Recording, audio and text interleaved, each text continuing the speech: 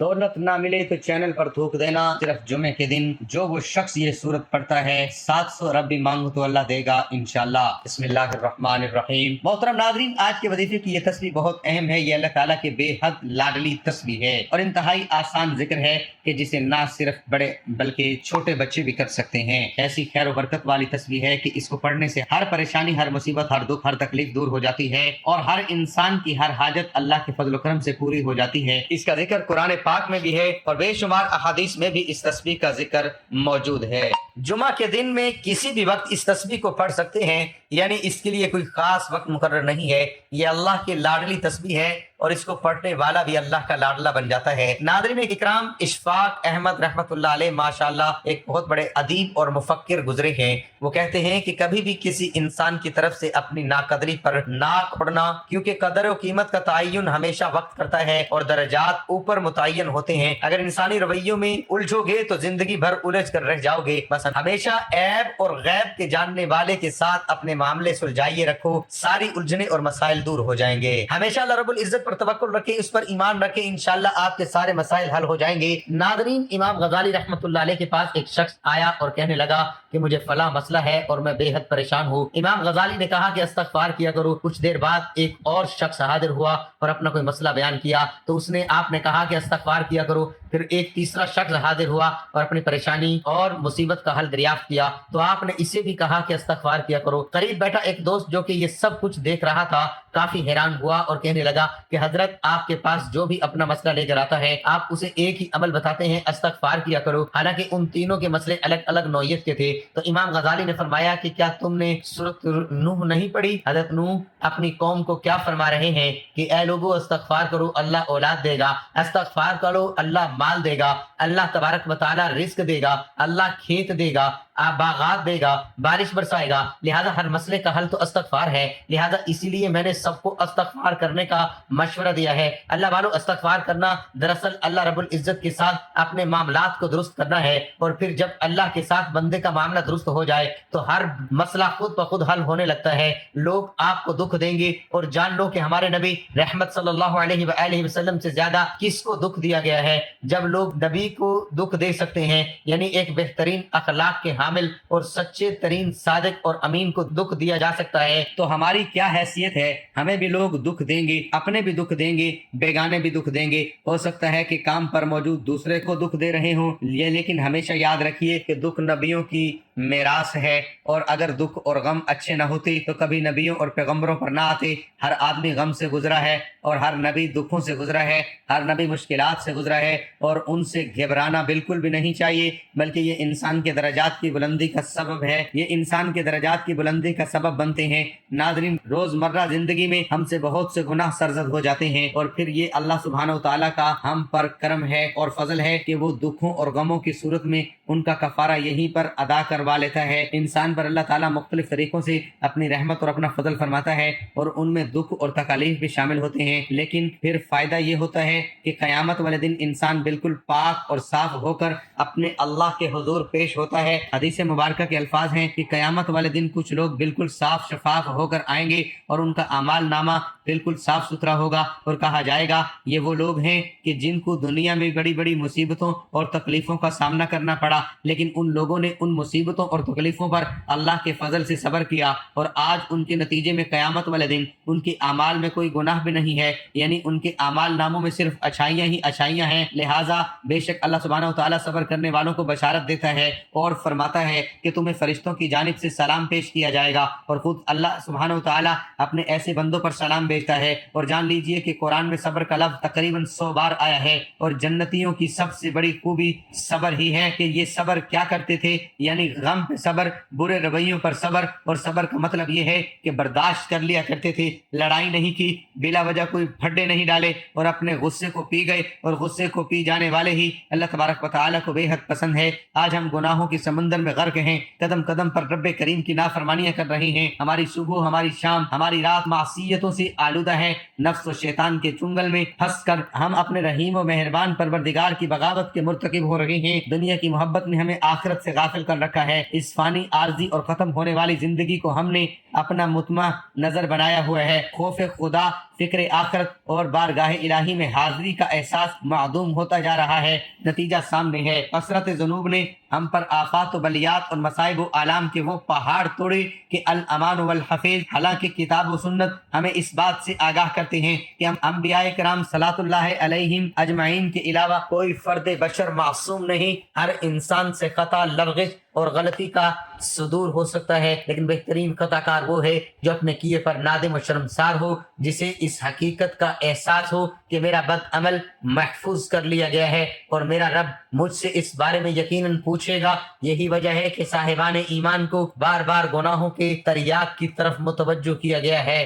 قرآن کریم کی 10ویں آیات مبارکہ توبہ و استغفار کی اہمیت بیان ہے۔ سینکڑوں احادیث مبارکہ میں انابت اور رجوع الی اللہ پر روشنی ڈالی گئی ہے۔ ایسا نہ ہو کہ بندہ گناہ کا ارتکاب کرنے کے بعد مایوس و پریشان ہو جائے، بلکہ کتاب مبین میں خطا کاروں کے واسطے صاف صاف اعلان کر دیا گیا ہے۔ اللہ کی رحمت سے نا امید نہ ہو، پھر سچے دل سے استغفار و توبہ اور باری تعالیٰ کے سامنے اقرار معصیت کی خیر و برکات دونوں جہانوں میں نصیب ہوتی ہے۔ ایک حدیث مبارکہ میں جناب رسول اللہ صلی اللہ علیہ وآلہ وسلم نے ارشاد فرمایا، جو کوئی استغفار کو لازم پکڑے، اللہ تعالیٰ اس کے لیے ہر تنگی میں آسانی، ہر غم سے دوری کا سامان پیدا فرمائیں گے اور اسے ایسی ایسی جگہ سے رزق نصیب فرمائیں گے جہاں سے اس کا گمان بھی نہ ہوگا۔ دوسری حدیث مبارکہ میں ارشاد فرمایا گیا، قیامت کے روز جو شخص اپنے نامہ اعمال میں استغفار کی کثرت پائے، اس کے لیے خوشخبری ہے۔ سنن ابن ماجہ۔ بعض لوگ یہ کہتے سنائی دیتے ہیں کہ ہم توبہ کے باوجود گناہوں سے باز نہیں آ رہے، تو پھر ایسی توبہ اور ایسے استغفار کا کیا فائدہ؟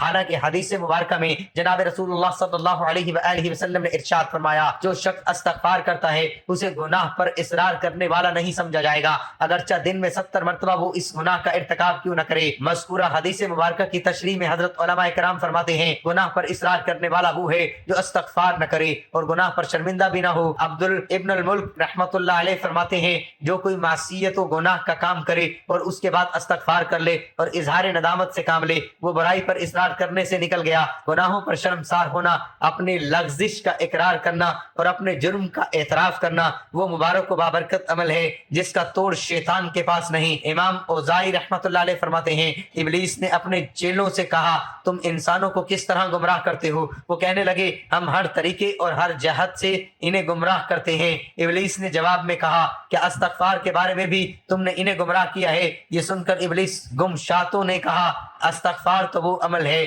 جو توحید باری تعالیٰ کے ساتھ جڑا ہوا ہے، اس پر ہمارا زور کیسے چل سکتا ہے؟ ابلیس نے کہا، میں انسانوں کے درمیان ایسی چیز پھیلاؤں گا جس پر انہیں استغفار کرنے کی نوبت نہیں آئے گی۔ امام اوزائی رحمت اللہ علیہ فرماتے ہیں، شیطان نے ہمیں انسانوں میں خواہشات و تمناؤں کو پھیلایا، جسے کوئی گناہ نہیں سمجھتا وہ اس پر استغفار بھی نہیں کرتا۔ استغفار کے بے شمار فوائد ہیں، جن میں سے چند درج ذیل ہی استغفار گناہوں کی بخشش کا ذریعہ ہے۔ ارشاد باری تعالیٰ ہے، جو شخص برائی کرے یا اپنی جان پر ظلم کرے پھر اللہ سے استغفار کرے تو وہ اللہ کو بخشنے والا، مہربان کرنے والا پائے گا۔ استغفار گناہوں کے مٹانے اور درجات کی بلندی کا ذریعہ ہے۔ رسول اکرم صلی اللہ علیہ وآلہ وسلم نے ارشاد فرمایا، اللہ تعالیٰ جب جنت میں نیک بندوں کے درجے کو بلند فرمائے گا تو بندہ عرض کرے گا، پروردگار یہ مرتبہ مجھے کیسے ملا؟ اللہ تعالیٰ فرمائے گا کہ تیرے لیے، تمہارے بچوں کے لیے استغفار کے سبب۔ استغفار ہر طرح کی طاقت و قوت کی زیادتی کا ذریعہ ہے۔ ارشاد باری تعالیٰ ہے، اے میری قوم کے لوگوں، اپنے پالنے والے سے اپنی تقصیروں کی معافی طلب کرو اور اس کی جناب میں توبہ کرو تاکہ وہ برسنے والے بادل تم پر بھیج دے اور تمہاری اور طاقت و قوت بڑھائے اور تم جرم کرتے ہوئے رو گردانی نہ کرو۔ استغفار بندے کی دنیاوی اخروی عذاب سے بچاؤ کا ذریعہ ہے۔ ارشاد باری تعالیٰ ہے، اور اللہ تعالیٰ ایسا نہ کرے گا کہ ان میں آپ کے ہوتے ہوئے ان کو عذاب دے، اور اللہ ان کو عذاب نہ دے گا اس حالت میں کہ وہ استغفار بھی کرتے ہوں۔ نبی اکرم صلی اللہ علیہ وآلہ وسلم نے ارشاد فرمایا، بندہ عذاب الہی سے محفوظ رہتا ہے جب تک وہ استغفار کرتا رہتا ہے۔ استغفار نزول رحمت کا سبب ہے۔ ارشاد باری تعالیٰ ہے، جب آپ نے فرمایا، میری قوم کے لوگوں، تم نیکی سے پہلے برائی کی جلدی کیوں مچا رہے ہو؟ تم اللہ تعالیٰ سے استغفار کیوں نہیں کرتے تاکہ تم پر رحم کیا جائے؟ استغفار دلوں کی صفائی کا ذریعہ ہے۔ نبی اکرم صلی اللہ علیہ وآلہ وسلم نے ارشاد فرمایا، کہ مومن بندہ جب گناہ کرتا ہے تو اس کے دل پر ایک سیاہ نقطہ پڑ جاتا ہے، اگر وہ گناہ چھوڑ کر توبہ استغفار کر لیتا ہے تو اس کا دل صاف ہو جاتا ہے، اور اگر گناہ پر گناہ کیے جاتا ہے تو وہ سیاہی بڑھتی جاتی ہے یہاں تک کہ اس کے پورے دل پر چھا جاتی ہے۔ یہی وہ رین ہے جس کا ذکر قرآن مجید میں ہے۔ استغفار قربت الہی کا سبب ہے۔ ارشاد باری تعالیٰ ہے، اس نے تمہیں زمین سے پیدا کیا اور اس نے اس زمین میں تمہیں بسایا ہے، بس تم اس سے معافی طلب کرو اور اس کی طرف رجوع کرو، بے شک میرا رب قریب اور دعاؤں کو قبول کرنے والا ہے۔ استغفار اللہ کی محبت اور اس کے لطف و کرم کا سبب ہے۔ ارشاد باری تعالیٰ ہے، تم اپنے رب سے استغفار کرو اور اس کی طرف توبہ کرو، یقین مانو کہ میرا رب بڑی مہربانی والا اور بہت محبت کرنے والا ہے۔ بعض گناہ کبیرہ کی بخشش کا ذریعہ ہے۔ نبی اکرم صلی اللہ علیہ وآلہ وسلم نے ارشاد فرمایا کہ جس نے کہا استغفر اللہ الذی لا الہ الا هو الحی القیوم واتوب الیہ، تو اللہ تعالیٰ اس کے گناہ کو معاف فرما دے گا اگرچہ وہ میدان جنگ سے بھاگا ہو۔ ناظرین، یہ حدیث مبارکہ ہے، اور جب بھی آپ کو کوئی مشکل پیش آئے، کوئی مشکل، کوئی مسئلہ یا تکلیف درپیش ہو، تو اس حدیث مبارکہ کو اپنے سامنے ضرور رکھنا، انشاءاللہ اس سے آپ کو کوئی فائدہ حاصل ہوگا۔ جان لیجئے کہ عمر بن عاص نہایت برگزیدہ صحابی گزرے ہیں، حضرت عمر کے دور میں مصر کے گورنر رہے ہیں، تو کسی صحابی نے عمر بن عاص سے کہا کہ میں نے نبی کریم صلی اللہ علیہ وآلہ وسلم سے یہ سنا تھا کہ قیامت کے نزدیک رومی غلبہ پائیں گے، اور آج کے حالات بالکل ایسے ہی ہیں۔ رومی یعنی عیسائی لوگ آج کل کافی غلبہ پا چکے ہیں۔ تو عمر بن عاص مسکرائے اور کہنے لگے کہ مجھے اس بات کی سمجھ ہے کہ یہ کیوں غلبہ پائے جائیں گے۔ وہ صحابی بہت حیران ہوا اور کہنے لگا، آپ کو کیسے معلوم کہ وہ کیسے غلبہ پا جائیں گے؟ عمر بن عاص نے کہا کہ میں نے ان لوگوں پر حکومت کی ہے اور میں ان کو آپ کی 5 باتیں بتاتا ہوں، یعنی میں ان کو آپ کے 5 خصوصیات بتاتا ہوں جن کے سبب یہ غلبہ پا جائیں گے۔ ان کی پہلی خوبی یہ ہے کہ جب بھی ان پر کوئی مشکل آتی ہے تو ایک دفعہ گھبراتے تو ضرور ہیں، لیکن اپنا محاسبہ کر لیتے ہیں کہ وہ مشکل کیوں آئی ہے۔ قسمت کو کوستے نہیں رہتے کہ ہائے میں مر گیا، ہائے میں لٹ گیا، میری قسمت برباد ہو گئی۔ نہیں، یہ گھبرائے ضرور ہیں، لیکن پھر سوچتے ہیں کہ یہ مصیبت کیوں آئی تھی؟ کیا یہ میری کسی رویے کی وجہ سے آئی تھی؟ اور کہیں مجھ سے ہی کوئی خطا تو سرزد نہیں ہوئی؟ لہٰذا جب بھی ان پر کوئی مصیبت نازل ہوتی ہے تو سب سے پہلے اپنے بارے میں سوچتے ہیں کہ کہیں مجھ سے کوئی غلطی تو سرزد نہیں ہوئی، یعنی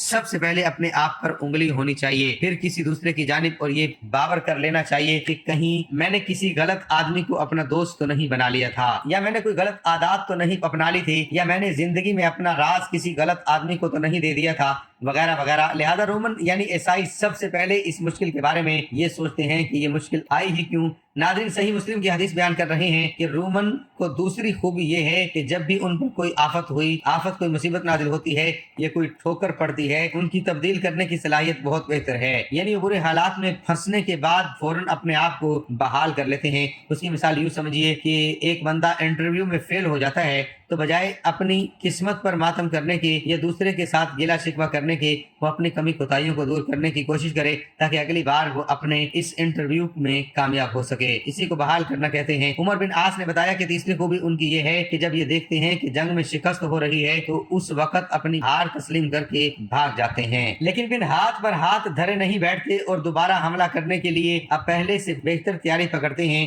یہ بھی ایک عقل مندی اور دانائی ہوتی ہے، جیسا کہ سلطان صلاح الدین ایوبی بھی ایک بار میدان جنگ سے جنگ کیے بغیر واپس پلٹ آئے تھے۔ پھر جب ان سے پوچھا گیا تو انہوں نے بتایا کہ میں نے حالات کا جائزہ لیا تھا، حالات بالکل ہماری فوج کے خلاف تھے، اور پھر عیسائی بادشاہ نے ہمیں یہ آفر بھی دی تھی کہ اگر ابھی پلٹ جاؤ تو بچ جاؤ گے، ورنہ سب کے سب مارے جاؤ گے۔ لہذا میں نے مناسب سمجھا کہ اپنی فوج کو بے وقوفوں کی طرح مروانے سے بہتر ہے کہ ہم دوبارہ اچھی تیاری کے ساتھ حملہ آور ہوں، اور یہی عقل مندی بھی ہے۔ لہذا عمر بن عاص نے اس وقت کے رومیوں کی یہ ایک خوبی بیان فرمائی کہ ایسا نہیں ہوتا کہ میدان چھوڑ کر بھاگ جائیں اور پھر واپس نہ آئیں، بلکہ یہ دوبارہ نئے سرے سے تیاری کر کے واپس آ جاتے ہیں۔ چوتھی خوبی ان کی یہ ہے کہ وہ لوگ صدقہ و خیرات والے کام بہت زیادہ کرتے ہیں، یعنی دوسروں کے کام آنے والے اعمال بہت زیادہ کرتے ہیں۔ اور پھر فرمایا کہ ان کی 5ویں خوبی یہ ہے کہ یہ لوگ نا انصافی برداشت نہیں کرتے۔ اللہ والو، عمر بن عاص نے 5 خوبیاں یہ بتائی کہ یہ لوگ مشکل کے وقت سب سے پہلے اپنا محاسبہ کرتے ہیں۔ دوسری بات کہ مشکل کے وقت سے نکلنے کے لیے نہایت ہی تیز رفتاری سے کوشش کرتے ہیں۔ تیسری بات یہ کہ جب جنگ سے بھاگتے ہیں تو واپس پھر پلٹ کر آتے ہیں اور پہلے سے بہتر تیاری کے ساتھ آتے ہیں۔ یہ کہ آپس میں ایک دوسرے کے انتہائی خیر خواہ ہیں، ایک دوسرے کی ہر ممکن حد تک مدد کرتے ہیں۔ اور پانچویں خوبی یہ ہے کہ ناانصافی برداشت نہیں کرتے۔ دراصل عمر بن عاص نے یہ ہم مسلمانوں کو تعلیم دی تھی کہ اپنے اندر یہ 5 خوبیاں پیدا کرنے والا کبھی بھی زندگی میں مایوس اور پریشان نہیں رہتا اور اپنے مشکل سے مشکل حالات سے جلد باہر نکل جاتا ہے۔ لہٰذا ان سب خوبیوں کے ساتھ ہی ہر شخص ہر وقت اللہ رب العزت سے توبہ استغفار کرتا رہتا ہے تو یقیناً اللہ پاک کی مدد اس کے ہر حال میں شامل ہو جاتی ہے اور یوں وہ اللہ سبحانہ و تعالیٰ کا لاڈلا بن جاتا ہے۔ ناظرین اکرام، اب آپ کو بتاتے ہیں کہ یہ عظیم الشان تسبیح کون سی ہے جو جس کو پڑھنے والا اللہ تبارک و تعالیٰ کا لاڈلا بن جاتا ہے۔ وہ تسبیح ہے استغفر اللہ، یعنی یا اللہ مجھ گناہ گار کو بخش دے۔ یہ جملہ اللہ تبارک و تعالیٰ کو بے حد پسند ہے۔ جب کوئی بندہ انکساری سے یہ اعتراف کرتا ہے اپنے گناہوں کا اور اللہ تعالیٰ سے بخشش طلب کرتا ہے تو اللہ تبارک و تعالیٰ بے حد خوش ہوتے ہیں اور اللہ تعالیٰ ایسے شخص کے لیے اپنی رحمت کے دروازے کھول دیتے ہیں، پھر اس کو اتنا عطا فرماتے ہیں کہ جو اس کے وہم و گمان سے بھی بڑھ کر ہوتا ہے۔ ناظرین اکرام، جیسا کہ بتایا گیا ہے کہ یہ تسبیح اللہ کی لاڈلی تسبیح ہے اور اس کو پڑھنے والا اللہ کا لاڈلا بن جاتا ہے، تو جو انسان جتنا زیادہ اللہ کا لاڈلا بننا چاہتا ہے تو اس سے چاہیے کہ وہ اتنا ہی زیادہ استغفر اللہ کا ذکر کرتا رہے۔ ہر انسان کو چاہیے کہ پورے دن میں کم از کم 1000 مرتبہ استغفر اللہ پڑھ لے، اللہ تبارک و تعالیٰ کے لاڈلے بندے میں شامل ہو جائے۔ لیکن اگر کوئی انسان دن میں 1000 مرتبہ نہیں پڑھ سکتا تو کم سے کم 100 مرتبہ لازمی پڑھا کرے تاکہ جانے انجانے میں جو بھی گناہ انسان سے سرزد ہو جائے اس کی معافی مل جائے۔ اور جان لیجئے کہ یہ نبی کریم صلی اللہ علیہ وآلہ وسلم کی حدیث بھی ہے کہ آپ روزانہ 100 مرتبہ استغفار کیا کرتے تھے۔ اللہ تبارک و تعالیٰ اس تسبیح اور ذکر کی برکت سے انسان کے تمام گناہ خطائیں اور لغزشیں معاف فرما دیتے ہیں۔ اللہ والو، وظیفہ شروع کرنے سے پہلے آپ نے حضور پاک صلی اللہ علیہ وآلہ وسلم کی ذات اقدس پر 3 بار درود پاک کا نذرانہ پیش کرنا ہے۔ ایک بار ثواب کی نیت سے میرے ساتھ بھی پڑھ لیں۔ اللہم صلی علی محمد وعلی آل محمد كما صليت على إبراهيم وعلى آل إبراهيم إنك حميد مجيد اللهم بارك على محمد وعلى آل محمد كما باركت على إبراهيم وعلى آل إبراهيم إنك حميد مجيد۔ درود پاک پڑھنے کے بعد آپ نے ایک تسبیح استغفر اللہ ربی من کل ذنب واتوب الیہ، استغفر اللہ من کل ذنب واتوب الیہ، استغفر اللہ ربی من کل ذنب واتوب الیہ پڑھنی ہے اور 3 بار سورۃ اخلاص پڑھنی ہے اور قل هو اللہ احد اللہ الصمد لم یلد ولم یولد ولم یکن له کفوا احد۔ اس کے بعد 3 بار وہی درود پاک پڑھنا ہے جو شروع میں پڑھا تھا۔ ناظرین اکرام، اللہ سے محبت کرنا ایمان کا تقاضا ہے اور اس وقت تک توحید مکمل نہیں ہو سکتی جب تک بندہ اپنے رب سے مکمل محبت نہ کرے، اور نہ تو محبت کی اس سے زیادہ واضح تحدید کی جا سکتی ہے اور نہ ہی اس سے بہتر تعریف ہو سکتی ہے، اور اللہ کے سوا کوئی بھی ایسی ذات چیز نہیں جس سے مکمل طور پر محبت کی جائے، اور اس کے لیے الوحیت، ابدویت، خشوع و خضوع اور مکمل محبت لائق و زیبا ہے۔ اللہ تعالیٰ کی محبت جیسی کوئی شان نہیں، کیونکہ خالق و موجود سے زیادہ دلوں کو کوئی چیز محبوب نہیں۔ تو الہ ہے، معبود برحق ہے، ولی ہے، مولا ہے، رب ہے، تدبیر کرنے والا، رزق دینے والا، موت و حیات کا مالک ہے، اور اسی کی محبت دلوں کی نعمت ہے، روح کی حیات ہے،